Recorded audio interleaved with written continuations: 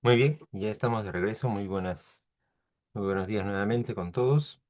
Vamos a dar inicio a la segunda etapa de esta sesión matutina y tendremos el gusto de escuchar al doctor Jorge García. Ya lo hemos presentado más temprano, así que sin mayor preámbulo, Jorge, tienes el uso de la palabra. Muchas gracias, doctor Pedro. Nada, ¿me confirma? ¿Me escuchan bien ahí? Perfectamente. Perfecto. Muy bien, muchas gracias. Y bueno, buen día a todas y a todos. Bienvenidos a este espacio. Muchas gracias por su tiempo y por la invitación. Y bueno, si me permiten, voy a compartir mi pantalla. Denme solamente un segundo. Y por favor, solo confirmar que se vea correctamente. Se ve muy ¿Todo bien? bien. Ok, perfecto. Bueno, pues muchas gracias por esta invitación a FEPAFEM, a este programa de alta gerencia y liderazgo, orgullosamente egresado de la primera generación, al igual que mi excelente amiga Marcela, y un honor haber compartido también el espacio con Ana, a quien conozco también ya de un tiempo.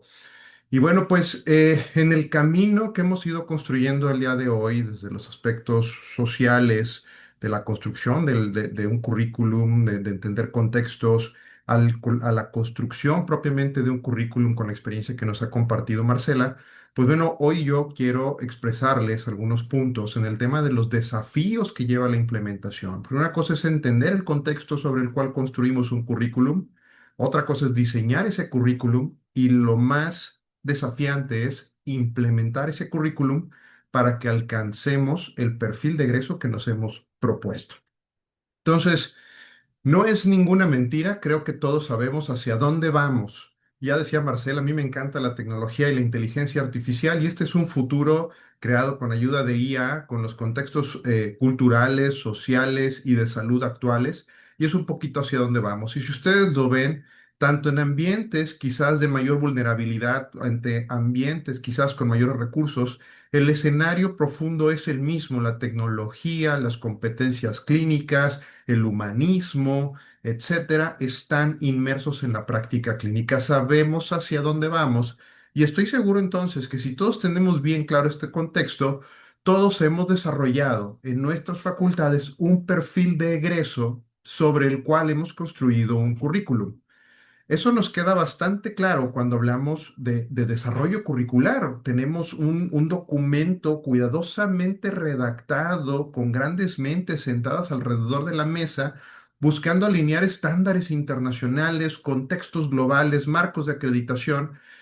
Y bueno, en ese perfil de egreso, precisamente una pregunta sería, ¿cuántos docentes de sus escuelas pueden decirme hoy que conocen las competencias del perfil del egresado que en su currículum desempeñó?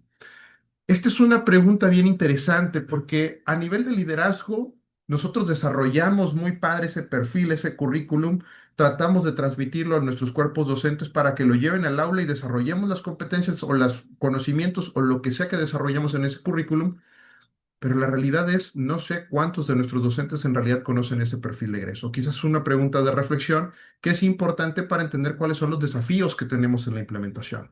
Y abajo les pongo una pequeña frase, el problema definitivamente no es desarrollar un perfil del egresado, sino la brecha que existe entre el documento que realizamos y la realidad del aula y la clínica que se enfrentan todos los días nuestros estudiantes y profesores. Voy a ponerles un ejemplo de lo que hablo al desarrollar un perfil del egresado, porque seguramente cuando ustedes desarrollan un perfil de egreso, o quizás, mejor dicho, cuando mis maestros desarrollaron un perfil de egreso, pues quizás no imaginaron que este era yo en 2012 llegando como residente a la sala de urgencias. No sé si generaron el perfil de egreso para eso. Quiero pensar que sí, que lo generaron lo suficientemente robusto para que yo pasara un examen de residencias médicas, que pudiera posicionarme en un hospital y que llegara yo brillando de nuevo. Y fíjense en la foto, con crocs blancos y limpiecitos a mi primer año de residencia médica. Estaba cumpliendo seguramente el perfil de egreso ideal que mis maestros y los grandes pensadores de mi universidad habían diseñado para mí. Años después, ese perfil de egreso debe dar respuesta a diferentes necesidades del ambiente y que va cambiando en el contexto de la salud global. 8 años después estamos enfrentando algo que quizás nunca habíamos visto y que definitivamente mi currículum no estoy seguro que me haya preparado para eso. Sin embargo, sería bueno preguntarnos si las competencias transversales que desarrolló mi currículum las implementaron correctamente como para que yo pudiera adaptarme a ese entorno. No estoy seguro de algunas porque si se fijan en la foto traigo el cubrebocas al revés, me puse el de tela arriba del otro, pero bueno, son de pequeños detalles. Y finalmente, 5 años después, la tecnología está inmersa en todos nuestros sentidos profesionales. Hoy en día, el uso del ultrasonido conectado con inteligencia artificial, la métrica de datos, incluso mientras estamos dando la atención de una reanimación cardiopulmonar, todo eso está inmerso en nuestra práctica profesional y habla de que entonces el perfil de egreso y el currículum debió de haberse construido con grandes ideas que seguro aportaran a que yo iba a estar listo para eso. Y creo que en el contexto 2026, la situación global amerita que tengamos competencias transversales precisamente para la internacionalización, ¿no? Y poder presentarnos en grandes conferencias internacionales, hacer cooperación internacional y poder entonces colaborar y construir salud en conjunto. Qué padre historia de un perfil de egreso con un desarrollo curricular seguramente bien planeado. La pregunta es, ¿en verdad lo hacemos para que funcione así o es simplemente ingeniería reversa que romanticé para decir que sí me formaron bien en mi escuela?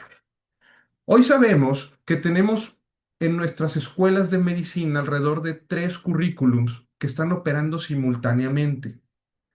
Hay un currículum intencional, que es ese que diseñamos, que documentamos, que preparamos, que es resultado de todo un proceso de aprendizaje y autoevaluación, un programa de programas de estudio, lleno de programas de estudio, evaluaciones, todo lo que planeamos para que alguien que entre a estudiar medicina salga tal y como nosotros lo visualizamos.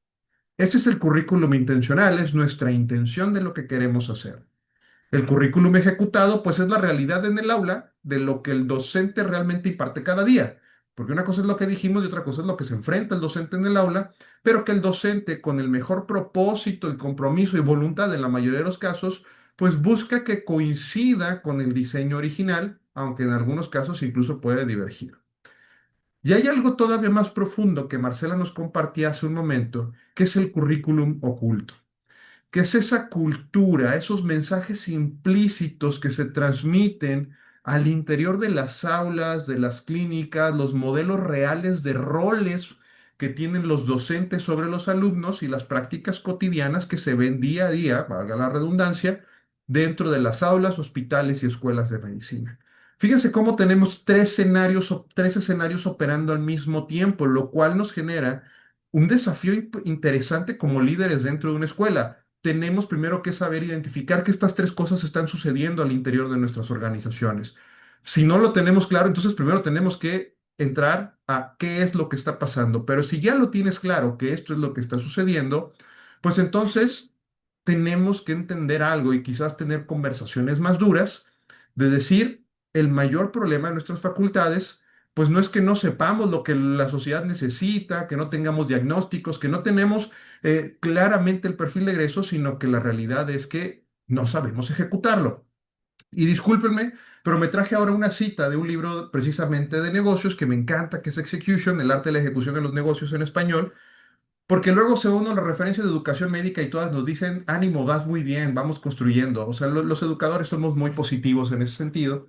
Creo que los negociadores son más duros y claramente aquí nos dicen la RIRA que no sabemos ejecutar dentro de las organizaciones. Quizás sí en algunos sentidos, pero la realidad es que tenemos que tener esta conversación dura para poder entonces construir una solución al respecto, ¿no? ¿Qué quiero cerrar con este punto? La brecha entre el currículum intencional, lo que nosotros diseñamos, así como lo que nos mostraba Marcela, pero el currículum que se ejecuta en las aulas y la cultura de la organización no es un problema de diseño, es un problema de ejecución. Y antes de entrar quizás a los desafíos más importantes que tenemos en la ejecución, quiero dejar un punto muy importante, que es el sentido que toda ejecución debe de tener de por medio, y creo que va mucho más orientado a lo que habla de la operación oculta, ese currículum oculto que tenemos en las organizaciones y que pues no es algo nuevo, lo pusieron casi casi cuando yo estaba naciendo. Y habla precisamente de la convergencia entre los mecanismos de soporte atención y capacidad de acción que tenemos en una organización y en educación contra los desafíos que ese ambiente puede llegar a generar. No sé cuál de estos sea su escuela hoy en día. Lo ideal es que todos estuviéramos en high. Por supuesto, que tuviéramos altos mecanismos de operación y soporte contra altos desafíos, que es la educación médica, para tener un crecimiento educativo significativo y alcanzar ese perfil de egreso. Sin embargo, no sé, quizás yo me estoy reflejando durante mis años de formación y quizás andábamos medio por ahí, ¿no? No sé cuántos de ustedes tuvieran altos desafíos en sus ambientes, pero quizás el soporte no llegaba a ser lo que necesitaba ser. Pongo esto porque es sumamente importante entender que una cultura laboral y una cultura organizacional, que ustedes son líderes, tiene que construirse primero sobre un sólido mecanismo de soporte y un equilibrio con el desafío que van a enfrentar sus profesores y sus estudiantes en la ejecución del currículum. Vamos a plantear esto en tres desafíos centrales. El primer desafío que yo considero y propongo es precisamente el desafío de las personas cuando hablamos de la implementación de un currículum. La resistencia de docentes es el factor más documentado en la literatura de educación, no solo la educación médica, sino en la educación. Y es lo mismo en la formación, perdóname, es lo mismo en el contexto de los negocios y la industria. La resistencia del cambio de los técnicos, colaboradores, de los profesionales que tenemos dentro de la industria, suele ser el factor más importante para que los cambios no sucedan como los planeados. Dentro de las publicaciones sabemos que 77% de los docentes preferiría cambios incrementales a todo un rediseño curricular completo. Y hace un momento que escuchaba las preguntas que le hacían a Marcela, creo que este era uno de los puntos, ¿no? No se trata quizás de hacer un cambio completo y decirle al profesional, ya no eres útil a esto, sino prefieren que sea un cambio incremental para poder tener un tiempo más adecuado de adaptación y entender entonces su rol dentro de ese modelo que se viene de un diseño curricular. El currículum vive y muere en el aula, eso lo sabemos perfectamente. No es en las oficinas del decano, no es en la administración. El currículum vive y muere en el aula y por ende el aula la controla el docente. El docente es la pieza más importante cuando hablamos de implementar un currículum. Y aquí viene un punto importante. El miedo a perder el control sobre su materia es la raíz más frecuente de la resistencia. Cuando entramos en procesos de rediseño curricular, los cuales recientemente he estado en el último año, y de hecho Marcela nos ha ayudado muchísimo en este proceso, hemos encontrado que conforme vas cambiando tan solo el nombre, quizás no el contexto de la materia, pero cambias el nombre de una asignatura, tienes un nivel de resistencia enorme. Nosotros cambiamos una materia que se llamaba fisiología humana por metabolismo, porque queríamos orientarlo mucho más a los procesos metabólicos, orientados a la fisiología, para después irnos hacia la fisiopatología. Cambiar el simple contexto de cómo vas a llevar fisiología a metabolismo, eso generó una resistencia enorme con la Academia de Fisiología, ¿no? El simple hecho de decirles, oye, va a cambiar el nombre de tu materia, ¿no? El contexto tú lo vas a desarrollar, no. Es ese miedo a perder el control lo que generó la resistencia y seguro ustedes tienen muchas experiencias al respecto. Y fíjense lo interesante de las publicaciones, los docentes más experimentados suelen ser los que frecuentemente tienen menos disposición al cambio. No habla de edades las publicaciones, porque a veces caemos en la hipótesis de decir que los profesores quizás de mayor edad son los que son más resistentes al cambio. Eso no es cierto completamente, sino que hay docentes con mucha experiencia que pueden ser más jóvenes o distintos de la edad, pero que la misma experiencia los va haciendo construir una cultura. Y esa cultura es más difícil moverla cuando se habla de un cambio. Y ahora también entendamos el cuarto punto en esto. Como líderes, el cambio sin incentivos reales pide al docente un costo que la institución no paga. También seamos realistas, ¿no? A veces hablamos de educación en un sentido muy bonito, muy positivo, del cambio que puede hacer, pero también como líderes, y hablaba Marcelo ahorita una palabra bien interesante, los mecanismos de financiamiento y operación de una facultad de medicina son una pieza clave que ustedes como líderes o decanos o directores de área tienen que considerar para que el cambio suceda. El cambio no va a suceder sin incentivos. Encontremos entonces cuáles son los mecanismos para que el cambio pueda suceder dentro de nuestros ambientes. Si ustedes se fijan en esta foto, seguro todos conocen o todos pueden contextualizarlo, ¿no? Hipócrates con sus alumnos, el Corpus Hippocraticum, ¿verdad? El mecanismo romántico del cual nace nuestra formación médica y no sé si con los 2000 y pico años que tenemos de historia menos conocida, ¿verdad? en realidad hayamos cambiado. Esta es una foto con mis médicos residentes. No sé ustedes cómo vayan en sus cambios, pero bueno, ahí vamos más o menos nosotros. Quizás del corpus hipocrático pasamos al libro vaquero, pero al final del día creo que seguimos en algunos roles que culturalmente se nos han quedado, pero no por ello negativos. El rol del mentoreo y acompañamiento siempre va a ser algo positivo en medicina.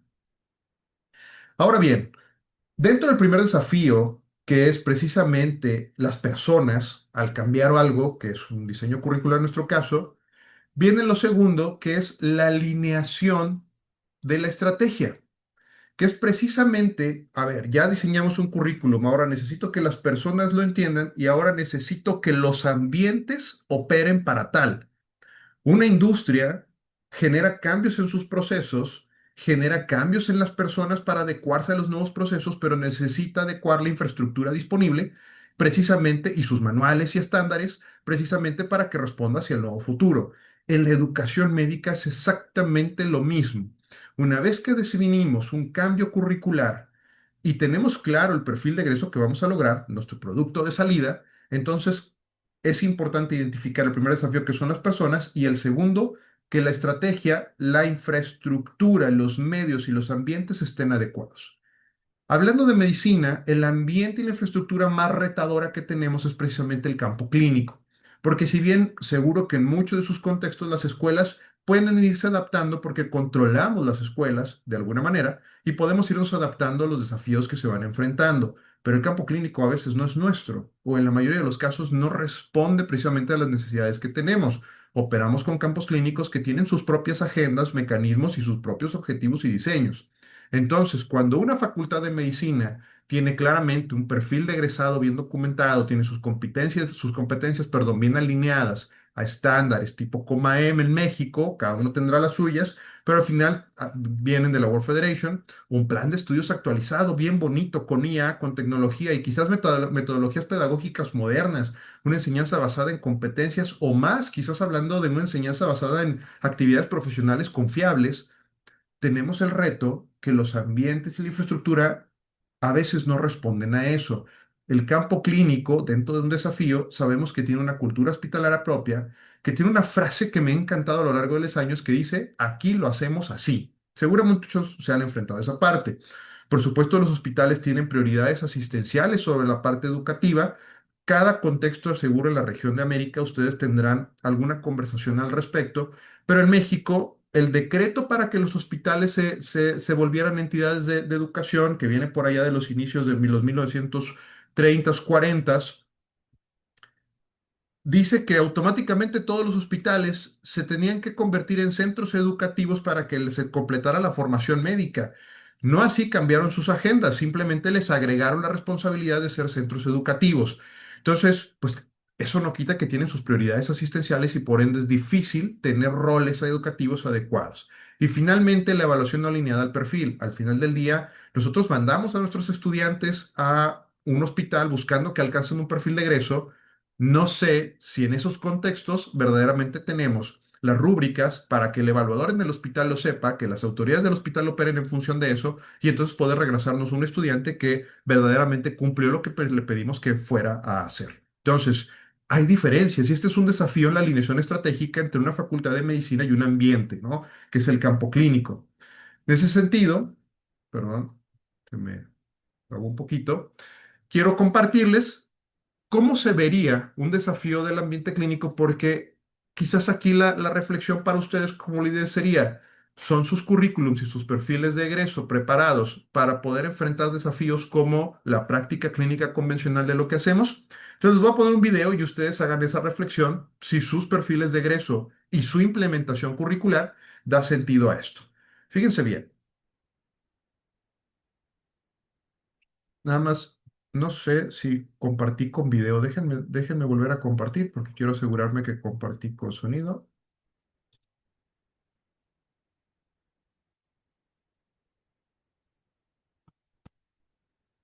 Y listo, ahí está. Fíjense todo lo que sucede en una sola situación, ¿eh? Ay,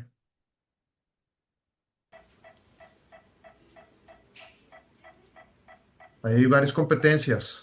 Asegurar que las cosas se hagan bien, Usar el ultrasonido, que ahora es parte de Continuamos los un momentito, por favor. currículums, ¿verdad? Estamos viendo el corazón, la comunicación interpersonal, comunicación cerrada, el dedito así en el ultrasonido, ese es mío nada más.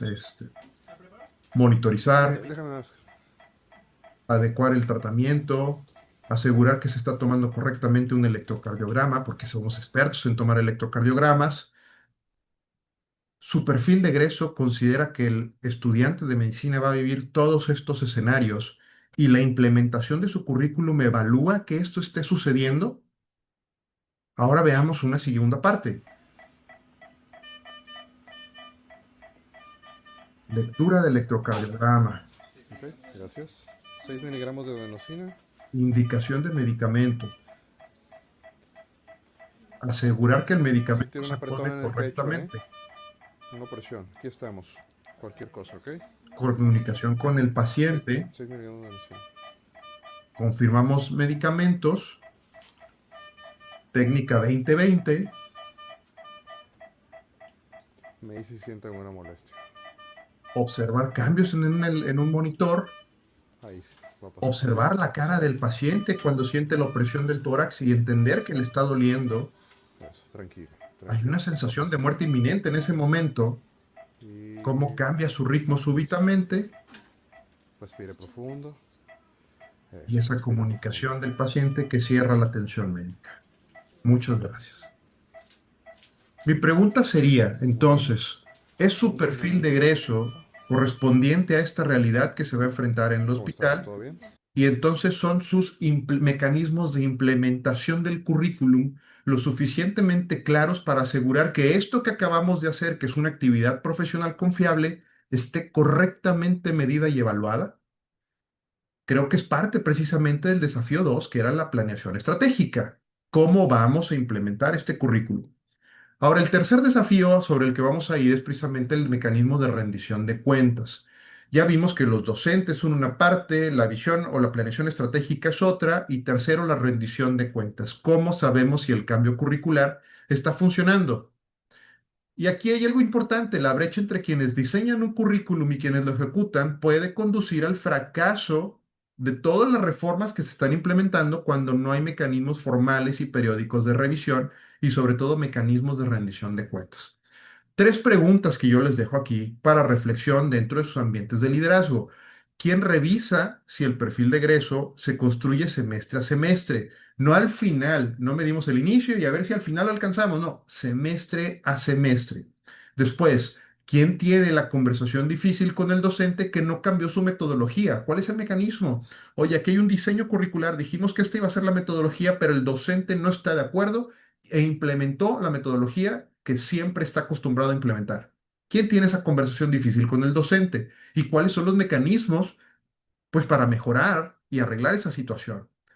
A lo mejor va a haber decisiones difíciles que ustedes como líderes tendrán que tomar en algún momento. Y tercero, ¿qué datos reales del egresado realimentan actualmente el currículum? ¿Cuáles son los datos que van a tener? Les mostraba yo mis fotos hace ratito, ¿verdad? ¿Qué datos del egresado a mi universidad le interesaría? Ah, oye, este sí hizo residencia, la sobrevivió, se enfrentó a COVID, logró enfrentar una pandemia, logró adecuarse a las tecnologías, logró introducir el ultrasonido en su práctica clínica, logró internacionalizarse y participar en conferencias internacionales y no sé, quizás alguna otra cosa que hayan definido para mí. ¿Qué datos reales del egresado verdaderamente retroalimentan mi currículum para poder hacer actualizaciones o rediseños más adecuados? Y nuevamente, mecanismos de implementación que sean significativos y no nada más dejarlo en un papel. Algo bien importante precisamente en el proceso de implementación es que cuando nos quedamos en el diseño bien bonito y como líderes no supervisamos esa ejecución, nos quedamos en el monte de la ignorancia, hacemos un efecto de Dunning-Kruger, diseñamos currículums bien bonitos, pero ahí nos quedamos. Y cuando ese currículum se ejecuta, que es el currículum real mezclado con el currículum oculto, la realidad es que nuestros egresados y la formación de nuestros docentes y alumnos cae al valle de la desesperación. El nivel de competencia que tienen para la ejecución de eso no es adecuado porque nosotros nos quedamos arriba.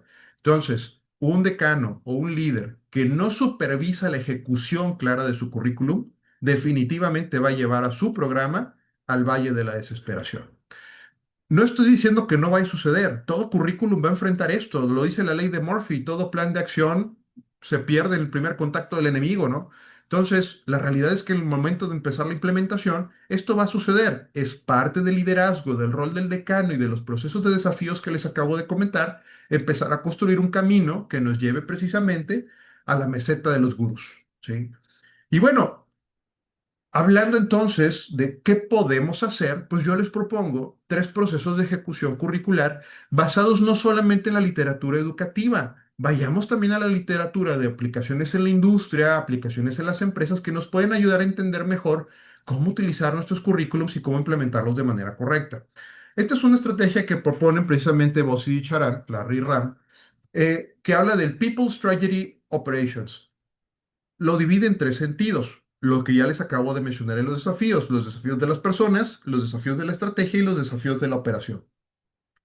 En el proceso de las personas, uno de los mecanismos que yo propongo y que hemos vivido dentro de la Universidad de Monterrey, donde yo soy decano, es precisamente los champions del cambio, el nombramiento o desarrollo de líderes de academia que capacitamos, profesionalizamos y comprometemos con el proceso educativo que estamos desarrollando dentro de la Escuela de Medicina. Desarrollo docente deliberado e incentivos reales. No va a haber cambios sin incentivos. Llévense esa frase. El amor y el romanticismo son buenos, pero tienen un límite y la realidad de las personas es que necesitamos incentivos para poder alcanzar cambios. Ustedes definan qué significa incentivos en sus propios ambientes. La estrategia, que es el proceso estratégico y que yo les propongo porque lo hemos vivido recientemente con nuestro desarrollo curricular, es el backward design.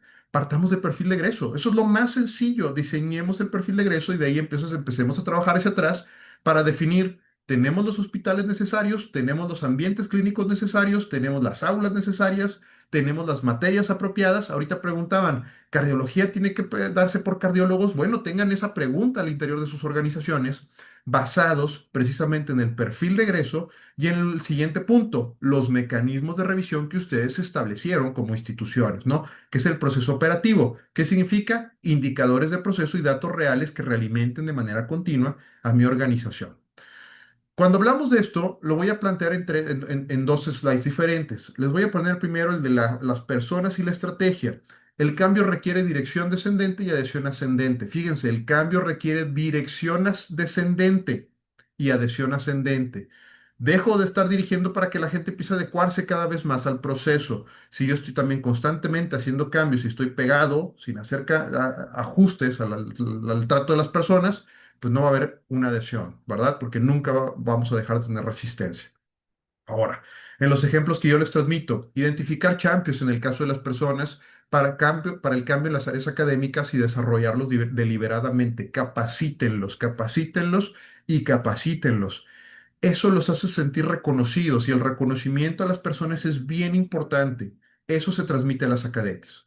Ustedes como decanos, directores, líderes de área, deben involucrarse personalmente. Es una regla de oro. Delegar la ejecución es delegar el fracaso. No se les olvide ese criterio. El desarrollo docente continuo, no como un evento aislado, no porque los mandaron un curso una vez al año, eso quiere decir que van a mejorar. Es un proceso institucional que ustedes tienen que implementar. Tienen que medirlo, cómo va ese proceso de desarrollo docente y las líneas hacia los que las están generando. Y finalmente los incentivos reales que precisamente les estoy comentando. Los que ustedes consideren, reconocimiento, tiempo protegido, carrera académica vinculada, pero tienen que sentarse deliberadamente, entender cuáles van a ser esos mecanismos de incentivos y el advocacy de eso, es decir, la gestión de todo eso, es su rol como líderes, que creo que por eso están acá. El tema de la estrategia es la teoría del cambio, trabajar hacia atrás desde el perfil del egresado deseado. Teoría del cambio, no nos vamos a salir a inventar cosas, ¿vale? Diseñen a dónde quieren llegar y entonces diseñen sus procesos y estrategia en función de eso. No diseñen, no agarren lo que tienen para ver si con eso pueden contextualizar un perfil de egreso. Eso es un gran error. Clasificar cursos, también entiendan cuáles son los importantes y cuáles son los asociados al perfil para saber en cuáles tengo que generar mayor peso. El mapa curricular es una herramienta viva, también esa parte es bien importante entenderlo y nosotros lo hemos aprendido también con acompañamiento de Marcela. Esto debe de tener una revisión semestral, no es una revisión documental de cada 5, 7 o 9 años según la duración de sus programas de estudio. Semestre, semestre o periodo a periodo, según ustedes lo tengan, cuartiles, tetramestres, lo que sea, tienen que tener una revisión de cómo está operando este mapa curricular para hacer los pequeños ajustes que se necesiten. Y por supuesto, involucrar campos clínicos desde el diseño del currículum, no al final del proceso. No hagan un currículum, busquen implementarlo sin haber tenido un diagnóstico de campos clínicos, porque luego estamos en los retos y desafíos del contexto actual, al menos hablando de nuestro país, seguramente los suyos tendrán los acuerdos, que no hay suficiente campo clínico para la atención de los médicos en formación. Quizás es porque no nos involucramos desde el diseño y luego queremos echarle la culpa a las autoridades, ¿no? Y los mecanismos en el tema de operaciones, donde la ejecución vive o muere, pues yo se los planteo en cuatro bien importantes, porque al finalmente las operaciones es lo más importante. Mecanismos periódicos de revisión curricular, reuniones con datos reales, no nada más esperarnos a que cada 5 años venga la visita de acreditación. Indicadores de proceso, no de resultado. Los resultados van a cambiar inherentemente, no estén midiendo resultados. Mi recomendación es midan los procesos. ¿Se ejecuta el currículum en el aula hoy? Monitoremos eso, ¿verdad? Datos del egresado con una retroalimentación activa. México utilizamos el examen nacional de aspirantes a residencias médicas, cada país tendrá el suyo, por eso pongo o equivalentes. Los grados de inserción laboral, seguimiento 3 a 5 años, 3 a 5 años, perdón, que alimentan el rediseño. ¿Cuánto está ganando un egresado nuestro, no? ¿Cuánto gana un egresado nuestra para saber si tenemos verdaderamente un valor agregado o tenemos que ajustar mecanismos de salida alternativos? Y finalmente institucionalicemos la mejora. La mejora no es algo externo que tenemos que hacer, es algo que tenemos que vivir. Y la excelencia académica no va a depender de que una persona haga un instrumento de autoevaluación, necesita una plataforma de seguimiento. Déjenme les platico muy rápido un poquito de la experiencia que hemos tenido para nuestro diseño curricular y cómo estamos precisamente trabajando en los mecanismos con los que lo vamos a implementar. El proceso de fundamentación y desarrollo curricular lo hicimos obviamente, tal como dijo Ana, alineado al contexto local y global. Tomamos todos los aspectos de sociales, de salud, culturales y demás para poder desarrollarlo. Seguro no es perfecto, por eso tiene que ser dinámico y está construido con cooperación internacional. Marcela es uno de los cooperadores internacionales que nos ha ayudado a diseñar ese currículo. Por supuesto, el perfil del egresado es un eje articulador, no es el apéndice, no es lo que, de todo esto que vamos a hacer va a resultar esto. No, ese es el eje articulador, el perfil de egreso, y de ahí detonamos todo lo demás. Desarrollamos un centro del cual ahorita les voy a platicar en la siguiente diapositiva, que es el CEMA, Centro para la Excelencia en Medicina Académica, que es una plataforma institucional precisamente orientada a la innovación y que nos va a permitir, o nos permite al día de hoy, poder tener claridad en esto que les estoy diciendo. No se los digo porque así dice el libro, se los digo porque es lo que vivo día a día. Nos permite vivir el proceso de formación, el proceso de implementación, las operaciones y la mejora continua. Y finalmente un proceso de seguimiento prospectivo al egresado integrado desde el diseño. Tenemos que tener claro, y nosotros utilizamos un assessment plan que nos ayuda a tener un seguimiento de ese egresado en distintos puntos de corte. Tiene sus retos y desafíos seguro, pero está diseñado para hacerse así.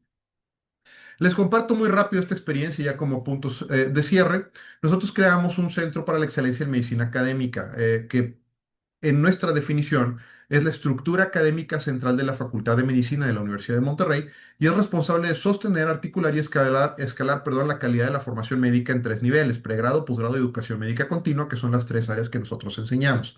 Y lo dividimos en 4 pilares. La función formativa global, nótese, no es nada más la función formativa local. Tuvimos que crear una función formativa global que integrara el continuum de pregrado, posgrado y educación médica continua para que nuestros egresados puedan responder a los contextos locales con información global o viceversa, que puedan llevar al mundo las mejores prácticas locales que tenemos para poder desplegarse en cualquier lugar del mundo, sea un programa de residencia, sea un programa de asistencia social, sea un programa de maestría o doctorado, etcétera. De esta viene una función investigadora, un pilar de investigación que produce conocimiento en contextos propios. De- no dejamos de leer la literatura, pero decidimos hace 2 años implementar la política de generar nuestro propio conocimiento. No podemos solamente reproducir lo que hacen los demás, tenemos que generarlo en función y eso es parte de la gestión que como decanos nos toca realizar. Esta de investigación requirió una gestión muy larga, muy importante, precisamente para poder dar los incentivos y el fondeo necesario para poder desarrollarlo. Pero ahí está al día de hoy. Les comparto esta experiencia porque de este pilar de investigación viene el que sigue, que se llama el pilar de innovación, que es el que implementa y escala las intervenciones con la evidencia que generamos nosotros, no con la que leemos.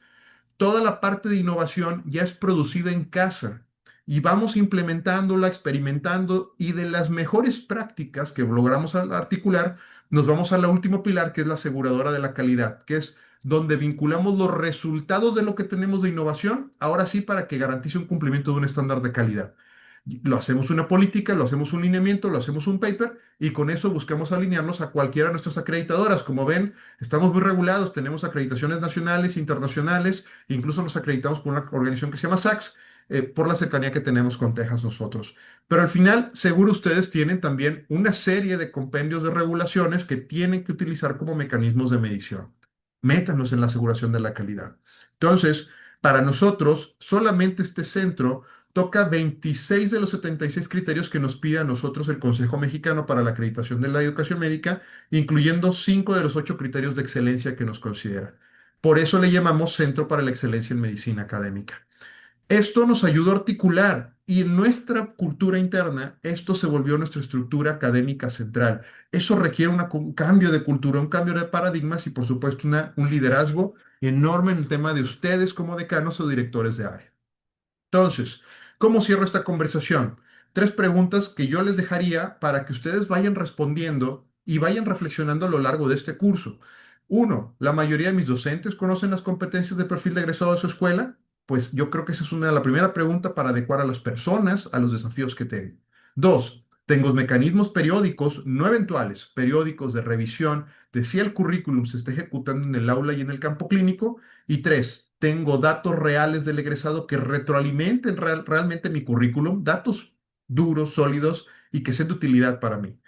Si no tenemos buenas respuestas en este momento para las tres, entonces nuestro problema no es el diseño, nuestro problema es la ejecución. Que estoy seguro, todos ustedes tienen currículums que han pensado, han trabajado con profundidad. La ejecución, seguro que podemos compartir muchísimas experiencias. Y bueno, el punto acá es, vamos a tener que trabajar en esto, pues no nos quedemos dormidos en nuestros laureles precisamente con un extraordinario currículum. No va a haber inteligencia artificial, ni plataforma, ni tecnología que sustituya el valor que ustedes tienen como líderes para la implementación de ese currículum que tanto trabajo les ha logrado desarrollar. Y bueno, yo les cierro con esta frase. Considero personalmente que la próxima frontera no son mejores currículums, en realidad es ejecutar correctamente lo que ya tenemos y de ahí seguir aprendiendo. Y bueno, pues muchísimas gracias por su tiempo y su disposición para escuchar esta conversación y cierro la compartición de pantalla. Muchísimas gracias, Jorge, por la excelente presentación. Y abrimos ahora el espacio para las preguntas o comentarios que tengan a bien hacer, empezando con el comentario de Mónica. Mónica, le escuchamos. Hola, buenos días, gracias, doctor García. Pues yo nada más quiero preguntarle un poco, en la institución en la que yo me encuentro, que es la Facultad de Medicina de la Universidad Nacional Autónoma de México, estamos actualmente en un proceso de modificación curricular. Tenemos una planta docente muy compleja, o sea, somos más de 4.500 docentes, perfiles muy diversos y un importante número de profesores con amplia trayectoria. La pregunta es, ¿qué factores están asociados a esta experiencia docente que podríamos considerar fundamentales para favorecer la adopción al cambio? Me llamaba la atención lo que comentaba sobre los incentivos. Nosotros tenemos en nuestra legislación pues sistemas de reconocimiento bien establecidos, ¿no? En cuanto a asistencia, desempeño docente, mecanismos de participación colegiada y tenemos el factor libertad de cátedra. Entonces, bueno, y yo sé que la pregunta puede ser un poco compleja, pero me llama la atención el cómo manejar esta experiencia docente con la resistencia al cambio. Gracias, doctor Gracias. Mónica. ¿Me espero a todas las preguntas, doctor? Sí, por favor, Jorge, sí, vamos a hacer una ronda de preguntas. Continúa Jorge Sánchez. Yo sé que cada universidad tiene su sistema muy complejo, pero aquí dentro del tema organizacional, ¿cómo podemos plantear todos estos cambios sin que la parte de los líderes caigan en el micromanagement? Porque al final de cuentas estamos implementando cambios y buscamos siempre, pero también ver la ejecución también se lleva gran parte del tiempo de la operatividad, ¿no? Entonces, ¿cómo podríamos llegar a prevenirlo? Y en cuanto a los mecanismos de que los docentes de incentivos, una experiencia que nos ocurrió muy cool, o que llevamos una reflexión en la universidad, es que los incentivos muchas de las veces se traducen en económicos. Entonces lo ven así, ¿cuánto nos van a pagar por realizar esto, no? Esta actividad. Entonces, el planteamiento que le hicimos es que prácticamente si implementábamos cambios, la paga o el incentivo también iba a disminuir el desgaste o el agotamiento docente, ¿no? Porque le iban a permitir que muchas de las cosas fluyeran. Entonces, ¿cómo plantear esta parte dentro de un incentivo con generaciones que a veces ya vienen también cargando con un burnout docente? Y muchas gracias, Jorge. José Carguancho. ¿Qué tal? Buenos días con todos. Bueno, primero un comentario. Veo un poco con las exposiciones que hemos escuchado hasta ahora, una luz, por lo menos, de esperanza, digo, porque muchos de estos problemas son reales que vivimos día a día en la facultad. Y veo que también hay una característica común, ¿no? Que es un tema generacional. Veo decanos, pues, relativamente jóvenes y parece que fuera ese cambio generacional lo que da esperanza a esto, porque son problemas reales que vivimos, creo que todos. Y esa resistencia al cambio, justamente también creo que tiene un componente generacional.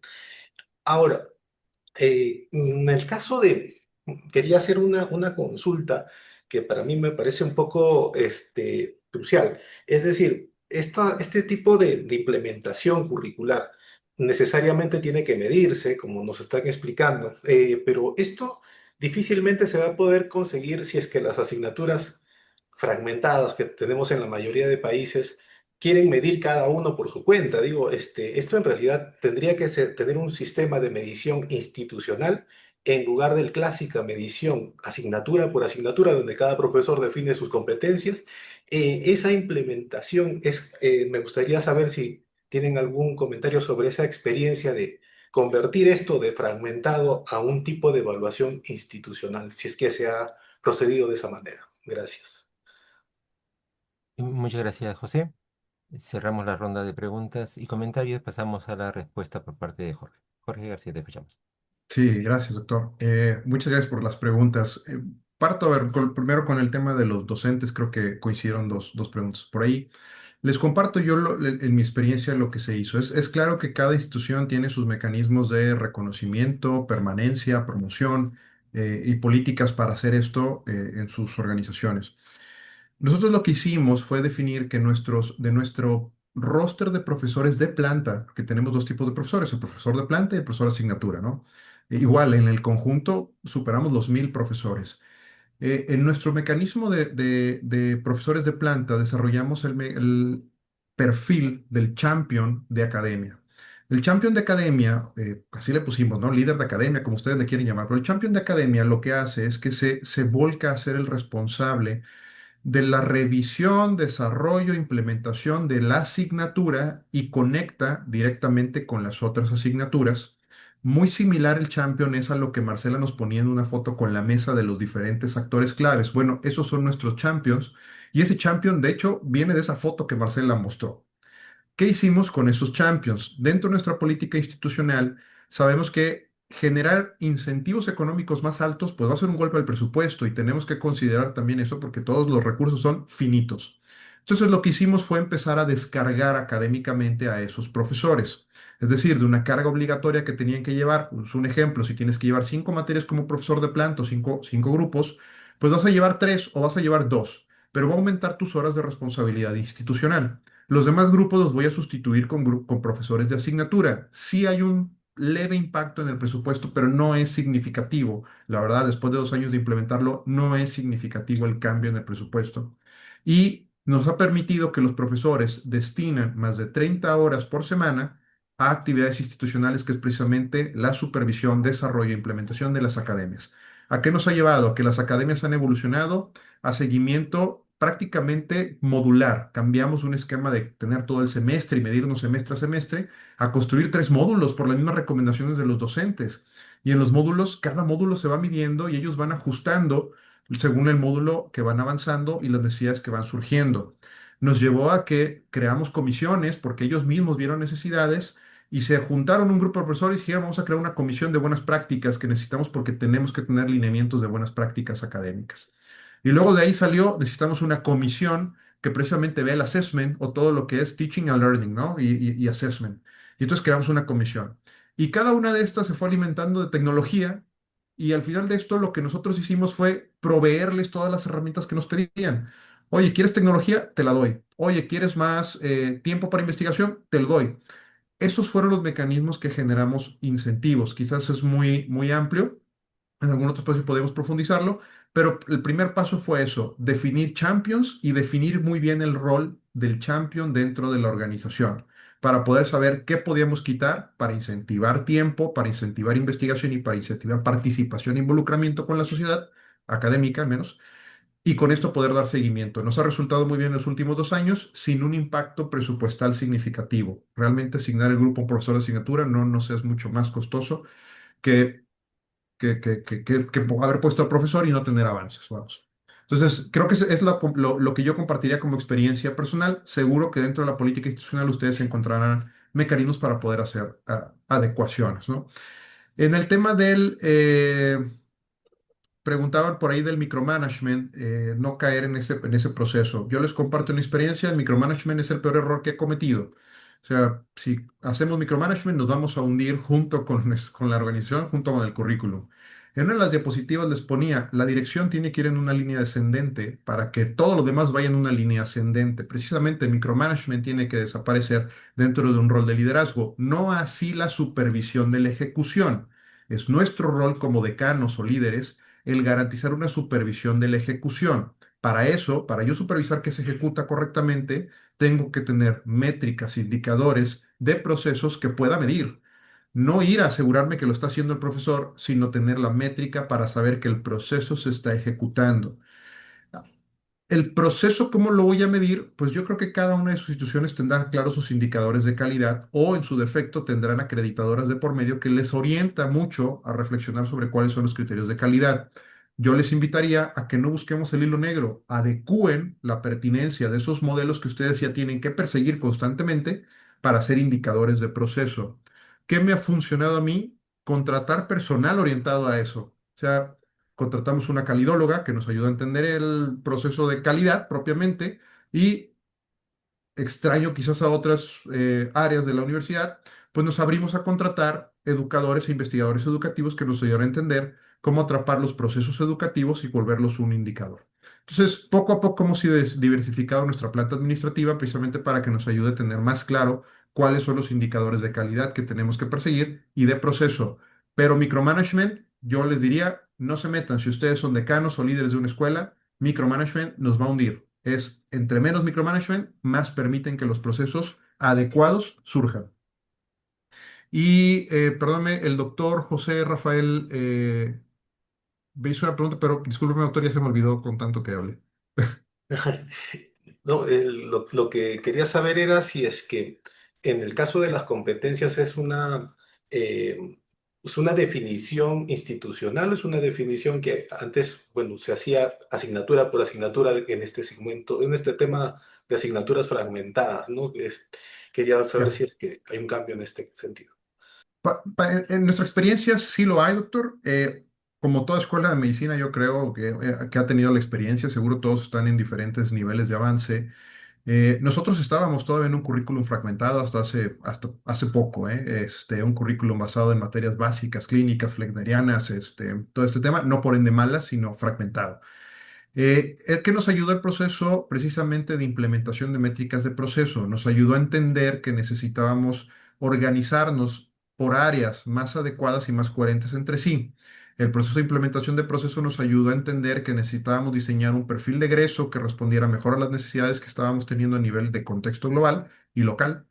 Y con esto poder generar entonces las métricas que necesitábamos no solo para cada carrera o semestre, sino qué actividad profesional confiable necesitábamos garantizar en cada uno de nuestros estudiantes. Con esto paso al siguiente punto. Dejamos de medirnos, o al menos estamos en ese proceso de dejar de medirnos propiamente si un alumno alcanzó o no cierta competencia nada más, o alcanzó o no cierto conocimiento con un examen nada más.